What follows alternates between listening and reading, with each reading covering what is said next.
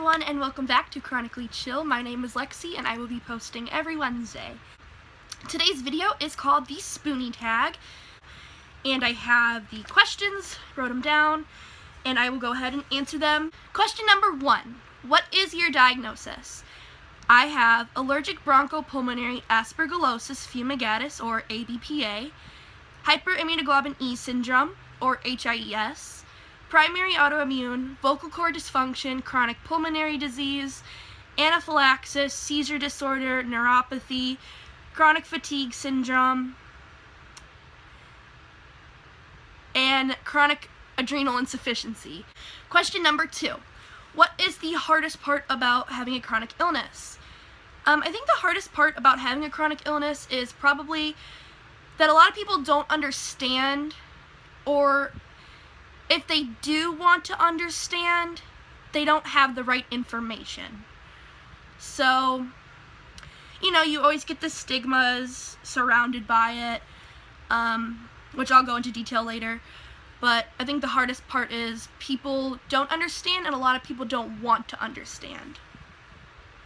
Question number 3 is, what have you learned from being a Spoonie? Probably the biggest thing I've learned is some days are harder than others, and I've learned to be a lot more thankful, definitely thankful. I've almost died several times from seizures and stopping breathing and stuff like that. And, the minute I wake up from my seizure, obviously I'm still disoriented, but the second that I wake up, it's a very humbling experience because, it really makes you think, if I would have died right then and there, would I be happy with what I've accomplished in my life? And it just makes you stop and think for a second, what can I do to make sure that I leave an impact on this world that I'll be proud of? So question number 4 is, what are your thoughts on the Spoonie community? My thoughts on the community is that it's a great place to go to because when you're suffering with a chronic illness, it's very easy to feel alone and like you're the only one who has that problem, but in reality there's a lot of people and there's a lot of resources that you can take use of and make sure that you don't feel alone, because that is one of the worst feelings to feel when you're going through a difficult time. Question number 5, what are your top 3 distraction tools? I would say my friends and family, like my support system, music, and drawing or writing, stuff like that. Question number 6 is, what is your support system like and who does it consist of? I have not a very big support system, but a good support system. I use my mom, my sister, my friends and family, and my care team. I'm very close with my respiratory therapist. I've known her since I was 4, so we have a pretty good relationship. Question number 7 is, what do you miss about being healthy? One thing that I miss about being healthy is probably not having to worry about my energy and just doing what I want to do when I want to do it. Question number 8 is, what is your opinion on the stigmas regarding chronic illness? And unfortunately, there is a stigma around chronic illness. A lot of people get labeled as lazy because they don't have the energy to do what normal people do. And it's very easy for people to make those assumptions because they're not the ones living with it. And so I think hopefully someday we'll be able to at least, I don't know if we'll be able to get rid of the stigma, but hopefully get less of the stigma that we have now regarding it if we're able to educate some people and hopefully bring awareness and have people understand what it's like. Because unless you're actually going through it, and by it I mean like chronic illness, you don't exactly understand. And that's okay, because I don't expect people to understand something that they haven't gone through. Number 9, what is one thing you wish you could educate someone who doesn't have a chronic illness? I would probably educate them on what to say and what to not say. A lot of the times people are always like, oh, well, you don't look sick, you look healthy, you look fine. I mean, that's cool, thank you, but, wrong? Okay. Number 10, 5 must-haves for chronic illness.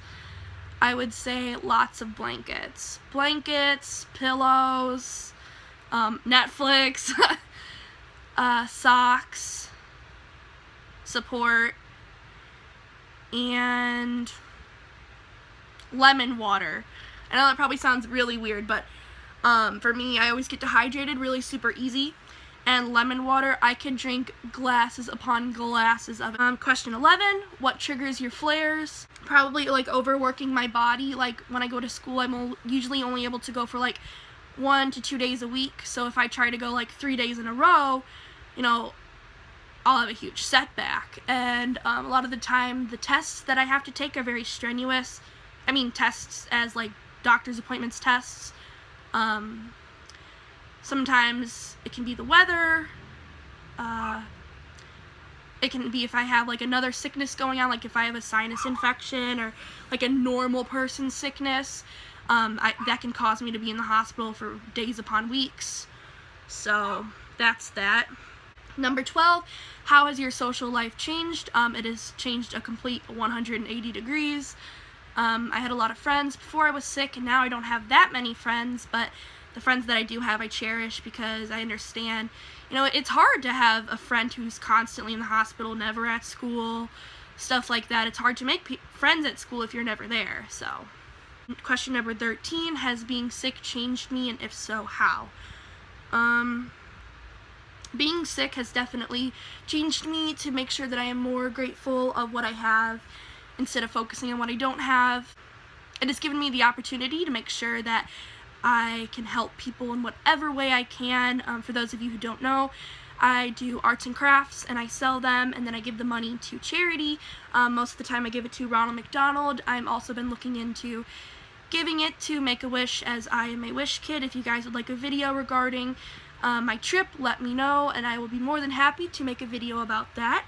Question number 14, do I have any Spoonie friends? Yeah, I have a lot of like forums that I'm on online and groups on Facebook. And question number 15, what blessings have come from being sick? I would say it has definitely taught me to be a lot more gracious, and to make sure that I help others and make sure that I leave a lasting impact on the world and be extremely kind to people, because you never know what people are going through. And that is one thing that, if you guys can take one piece of information from this video, is just to be kind to people. See you guys next Wednesday. I love you guys so much, and make sure that if you aren't subscribed, that you become subscribed to Chronically Chill. Bye guys, love you.